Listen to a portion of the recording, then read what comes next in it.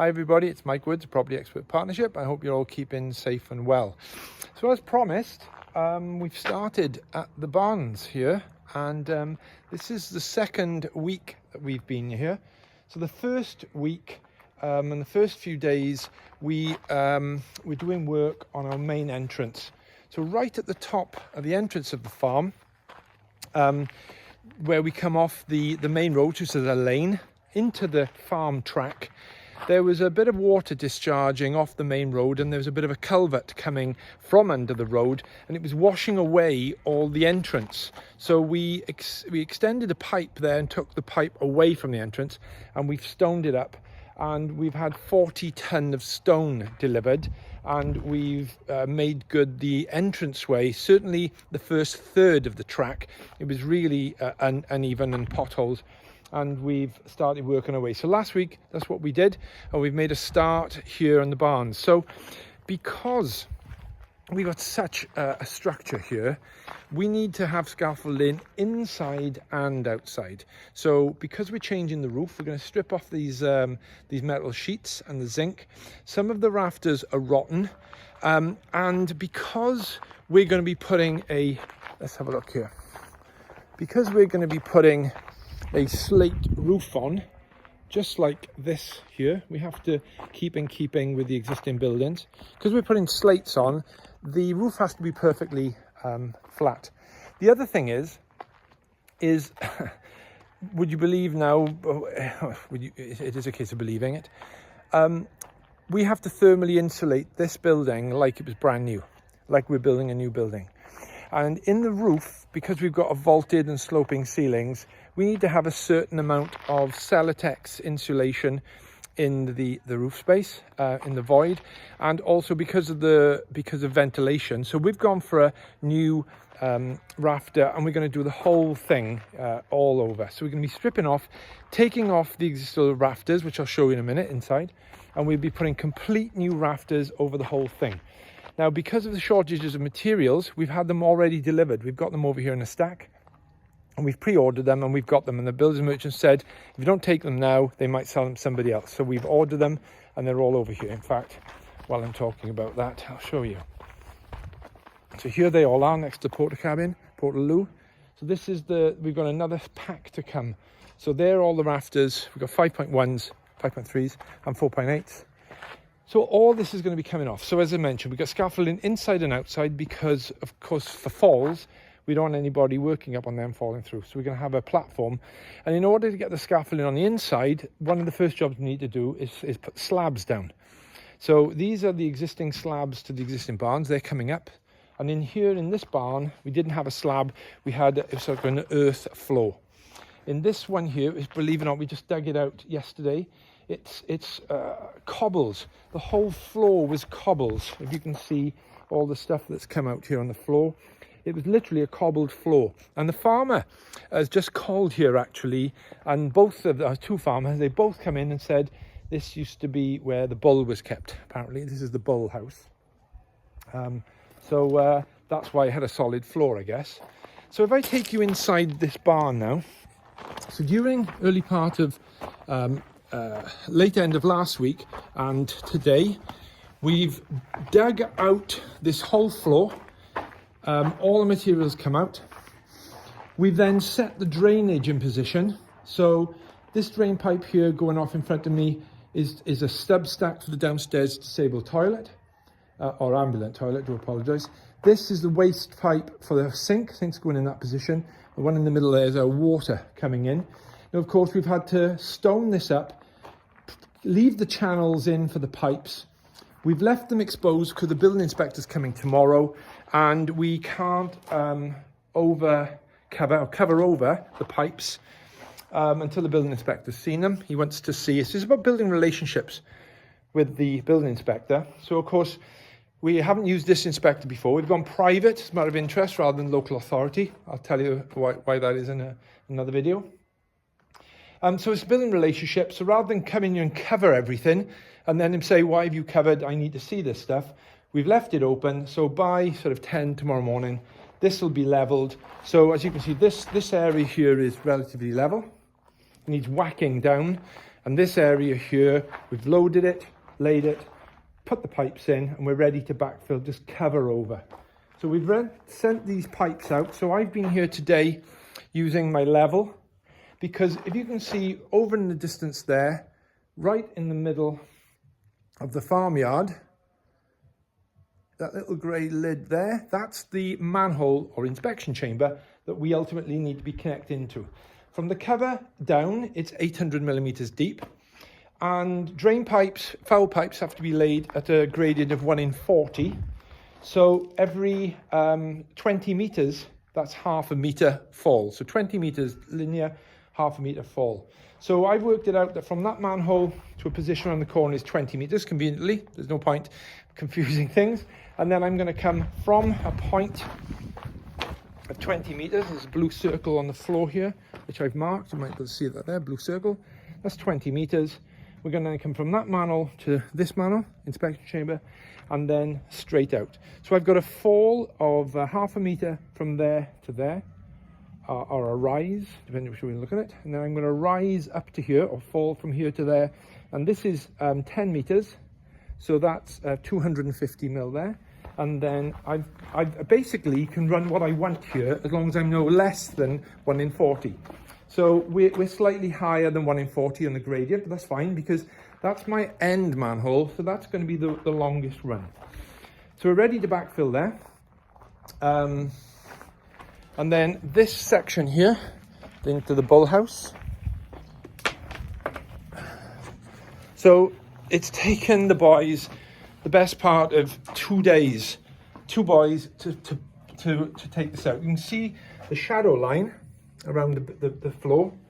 You can see that's where the floor was, and we've had to excavate, what's called excavate to reduce levels. So we are now at the point where we can put hardcore. Then we're going to put our slab.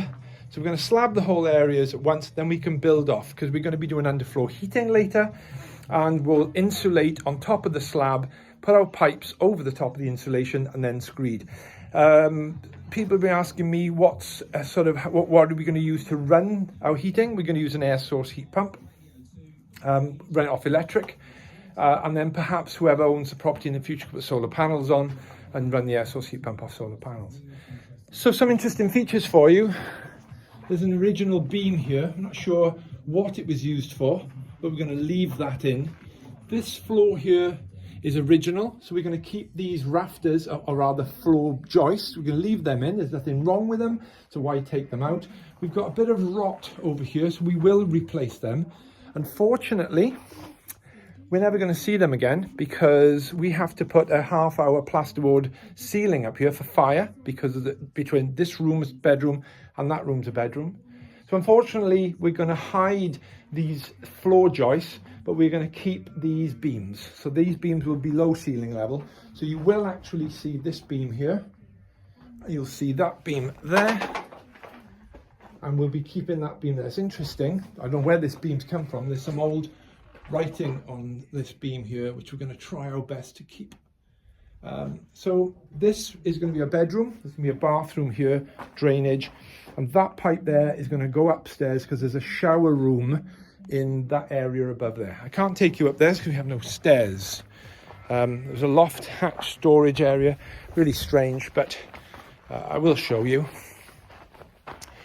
So while we're here, these arrow slit windows we have to keep everything as we can, and we'll be keeping these lovely A-framed trusses.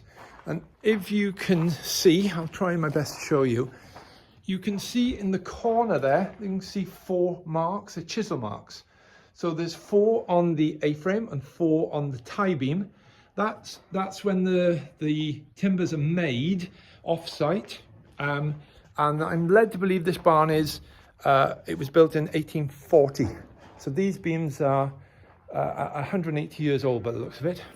So in that section there, you can see there's 4, 4 and 4, 4 and 4, and in the corner 4 and 4. So this is A-frame number 4. If I take you to this one, you can see there's a V in the middle of that one. You can see it. Sorry, I think you can. So there is a 4. Oh, sorry, a 5. A V is a 5, do apologise. 5 over there. This is so this is truss number 5. And then if I take you to this one, can't quite see, but there is a V and a 1, a V and a 1. And it'll be the same over there. So these wires in there, my truss, are going to come off. So that's frame number 6, and this here's frame number 7. Now, unfortunately, this frame, there's been a leak in the roof up here over time, and this frame here has deteriorated somewhat. Now, I've just had a guy here who's told me that when that beam, if we shot blast it with a very light shot blasting, the bad wood will come away, and he assures me that there'll be some decent wood under there, because that timber is sort of 200 odd mil by 125, 150 mil. So it's a substantial bit of wood. But let's not forget that that member there is not load bearing downwards, it's a tie. It ties that piece into this to stop the A-frame squashing, or rather flaring out. So if you look at the construction up here, this A-frame and this A-frame, they're coming off this king post. So that these members are basically being hung from the middle. So there's no loading as such on these horizontals. They're just acting as ties. So we're pretty confident.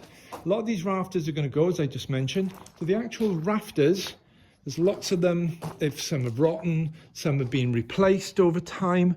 So because we want a perfectly flat roof, rather than trying to repair these and infill, what we're going to do is take all of those rafters off, put new 150mm rafters on top of the purlins. And if there's any deviation, we only have to pack between the purlin and the rafter. So that's going to make life a lot easier for us. So that's where we're at so far. It's Tuesday afternoon. Lovely view from this back end of the barn here. This is part of the original farm, which stays. It's a shame it's in the back garden, but we're going to put some trellis in and some local shrubs to try and hide that. That's our view from this back part of the barn. And if I just show you a little bit more while we're here, this is the rear elevation of the barn. This white is whitewash, and the planning requires me to whitewash this elevation. But if I show you this stonework here, all this red stone, it's local to the Brecon area. This is Brecon red stone. It's going to be a shame. I got a feeling I might not whitewash this. I got a feeling I might well leave it. And now, even though the planning permission says I got to whitewash it, if I don't, they have to come along and tell me whitewash it. I think I'd have a reasonably strong argument when this is all looking lovely and clean to go, why are you asking me to whitewash some natural stone walling? It doesn't make sense. But of course, this building over here, apparently the end building on the right, where the green gate is, that is dated back to about 1350, apparently. But if I just show you here the elevations, I'm advised at some point, this was probably all whitewashed. There is evidence of it actually on the side of this building here. You can see on the non-weathered side, there is some whiting up here. So, but again, I've just had a sandblaster up here, a guy shot blast, and he's just told me when this is all shot blasted, it'll come up really, really nice. So, so there we are. I thought I'd update you and put this video together, and I will keep on making regular progresses of what's going on. So just to recap, first thing we're doing here, we've got to put some slabs down here so we get some scaffolding. Once we've got scaffolding inside and out, we can do this roof. We'll do the same for this section, redo this roof. I've got to get the stone repaired off the scaffolding, get the repairs done, get the shot blasting done, and then it's all going to start coming. So we've got a lot of work to do. Really looking forward to it, but at least we've made a start. So all the very best. Any questions, leave them in the comments below by all means. And if you haven't already subscribed to my YouTube channel, please do. Just hit the subscribe button, and I believe there's a little bell notification, so if you hit that as well, every time I post a new video you'll get a notification. So I hope you find it useful. As ever, always here to help you, and have any questions you want answered, just ask. Okay, all the very best. Bye bye.